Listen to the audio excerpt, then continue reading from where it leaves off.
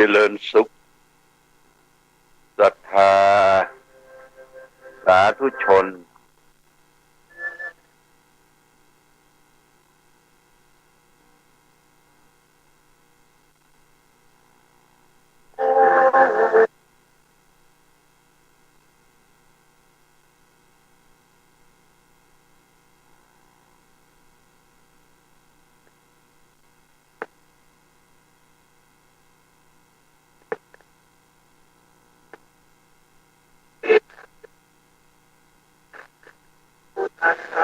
ลงมา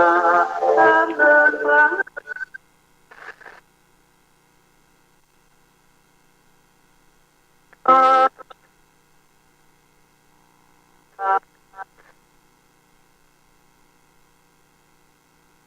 อย่าเลิกปีนทุโร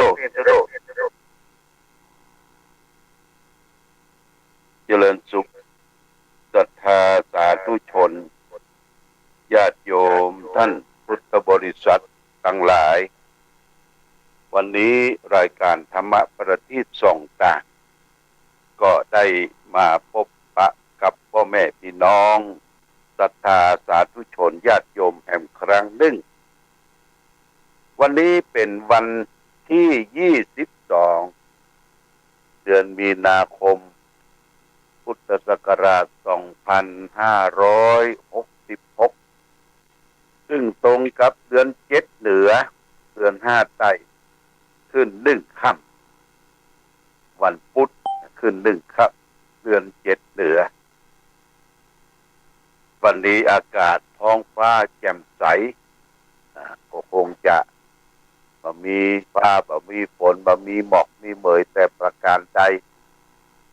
วันนี้เป็นวันคล้ายวันเกิดญาติโยมนะวันที่22มีนาหลวงพ่อเกิดวันที่22มีนา95วันนี้ก็จะครบ71ปี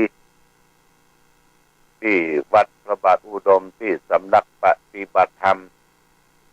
น้ำบ่อสาวาก็จะมีการทำบุญทักษิณานุปทานคำว่าทำบุญทักษิณานุปทานนั้นก็ทำบุญอุทิศส่วนบุญส่วนกุศลคือแก่ผู้ที่วายชนพรหมหายตายจากลาละดับขันธ์จากโลกนี้ไปญาติโยมท่านสาธุชนก็9 โมงเนี่ย9 โมงนี่เขาก็มาร่วมกินร่วมทานทำบุญสุนทานจะมีฟังพระธรรมเทศนาอุทิศ1 กันแล้วก็นอกจากนั้นก็จะมีการนิมนต์พระเจ้าพระสงฆ์จำนวน55 รูปได้มาสวดธรรมนิยามหรือว่าสวดมาติกาเจริญชัยมงคลคาถาสวดพุทธาหุงมหังกาเพื่อจะพร้อมตั้งใจทำบุญอุทิศส่วนกุศลแก่ครูบาอาจารย์ปิตามารดาพ่อแม่ตลอดถึงญาติโหโยติกาของพ่อแม่พี่น้องท่านสาธุชนทุกท่านมาพร้อมกันเด้อที่พื้นอาคารของครูบาเจ้าศรีวิชัยแล้วก็ทั้งนอกก็มีเต็นท์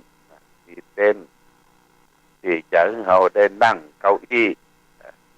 แล้วก็มีทายทานแต่ประสงค์จะได้มาร่วมกันเกณฑ์กันตามสำหรับเจ้าภาพที่เป็นโรงทานวันนี้ก็จะเปิดโรงทานเจ้าภาพอาหารโต๊ะจีน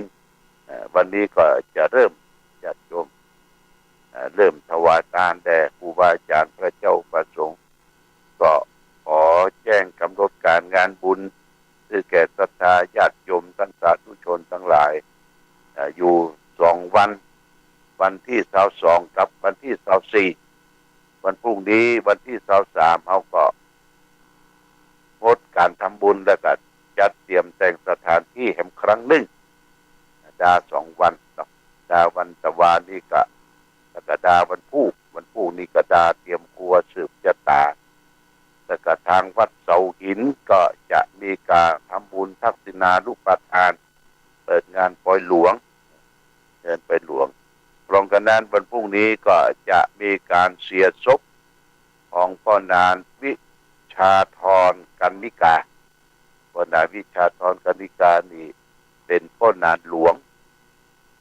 อยู่ที่วัดศรีดอนใจเพื่อนได้ถึงแก่กรรมสิ้นกรรมลงไปก็วันพูกลูกหลานคณะสงฆ์เจ้าวาดวัดศรีดอนใจก็จะได้การทำบุญอุทิศส่วนกุศลแก่ผู้ที่ล้มหายตายจากก็คือพ่อนานวิชาธรนะอันนี้ก็แจ้งญาติโยมพี่น้องวงวานญาติมิตรท่านทั้งหลายได้รับทราบมาณโอกาสนี้ด้วยตอนนี้ความพร้อมเกือบจะพร้อมแล้วญาติโยมที่จะได้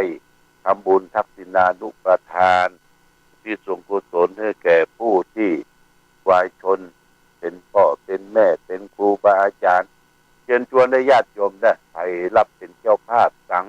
2,000 บาทก็ขึ้นมาประเคนแล้วก็ถวายประเคนแล้วก็ถวายผ้าไตรผ้าบางสกุลก็เชิญชวนมาร่วมกันตั้งแต่9 โมงเป็นต้นไปที่สำนักปฏิบัติธรรมบนวิปัสสนาน้ำบ่อสวาอันนี้ก็แจ้งข่าวบุญข่าวกุศลเอาละญาติโยมได้มาพบวันนี้ก็ต้องขอบคุณกับท่านเจ้าภาพแห่งครั้งหนึ่งเจ้าภาพโรงอาหารโรงทานก็มีแม่ขันแก้วปานบอก1 โต๊ะแม่นวลน้อยสุวรรณเมฆ1 โต๊ะคุณพาณิชย์วณิชยานนท์กรุงเทพ1 โต๊ะอาจารย์กิติศักดิ์กิติโสพโนสวนเมตตาธรรม5 โต๊ะพระครูขันติสราภิลักษ์เจ้าคณะตำบลเวียงเขต5 โต๊ะชมรมผู้ปฏิบัติธรรมประจำวันเสาร์1 โต๊ะแม่เพ็ญพรชัยเกต1 โต๊ะแม่วันดีที่ใจสันกำแพง1 โต๊ะแล้วก็หลวงพ่ออดุลธรรมโสภิตรองเจ้าคณะอำเภอฝาง5 โต๊ะ 5,000 บาทนี่เป็นรายชื่อที่ได้มาเป็นเจ้าภาพอาหารเนาะอาหารเรียกว่าเป็นโต๊ะจีนเนาะสำหรับเจ้าภาพที่จะถวาย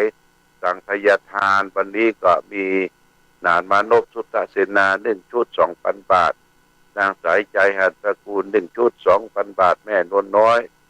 คุณฐานิชวานิชยานนท์หรือสุวรรณเมฆ1 ชุดแม่พ่อนานปทุมแม่เจ๊แดงกิติกุล1 ชุดนายเอกชัยพรหมแพทย์ให้น้องขับรถ1 ชุดคุณระพีพันธ์เครือโยอันนี้เป็นชุดใหญ่เนอะคุณระพีพันธ์ใน3,000บันทึกก่อนคุณนิพาคนโต1 ชุด 2,000 บาทแล้วก็เด็กชายณัฐพัฒน์แช่เกาเด็กหญิงณัชชาแช่เกาอุทิศนางสาวโยธการ1 ชุดคุณแม่เรนูบุญธรรมนางสาวสศิธรปทุมเมธ1 ชุดพ่ออ้วนแม่ยวงฟองมูล1 ชุดพ่อตาแม่น้อยสมมิตรปั้นสันปะคา1 ชุดเนอะมาเกณฑ์กันเนอะวันนี้นะมาเกณฑ์กันมาร่วมทำบุญด้วยกันนี่ก็แจ้งข่าวบุญข่าวกุศลสำหรับทักษิณาทานชุดละ3,000นั้นก็จะไปเกณฑ์กันพุ่นก็มีคุณมนพสุทธเสนา1 ชุดนางสายใจหัตถกูล1 ชุดคุณกนกพิษชัยนาร้านนานาพันธ์1 ชุดแล้วก็เจละพีพันธ์เครือโย1 ชุดใหญ่วันฮือนะวันฮือมาประเคนกรรมพัฒนาสาธุกับญาติโยมท่านสาธุชนทั้งหลายที่ได้ร่วมกินร่วมทานทำบุญสุนทานทำบุญร่วมชาติตักบาตรร่วมขันร่วมกันนอกจากนั้นโมทนากับแม่วิไลแก้วคำมูลบ้านหนองขวางแม่งอนเด้อ ช่วยทำบุญไฟไหม้200 บาทแล้วก็ให้วิไลแก้วคำมูลบ้านหลองขวงช่วยกันเทศวันศุกร์หลวงพ่อแฮม140 บาทและก็ค่าไฟฟ้าสถานีแฮม140 บาทโมทนาสาธุทุกท่านทุกคนเอาละวันนี้ได้มาพบกับญาติโยมก็พอสมควรแก่กาลเวลาเดี๋ยวเราก็จะได้จัดแจงแต่งสถานที่ทำความสะอาดเช็ดถูดูแลความเรียบร้อยที่เราจะได้ทำบุญสุนทานทักษิณานุประทานแก่พระสงฆ์แก่เจ้าอาวาสแก่เลขาตำบลที่จะมารับทายทานในวันนี้ก็ประมาณ55 รูปก็แจ้งญาติโยมทั้งหลายสาธุชนทุกท่านได้รับทราบในโอกาสนี้ขอความผาสุกความเจริญความมีธรรม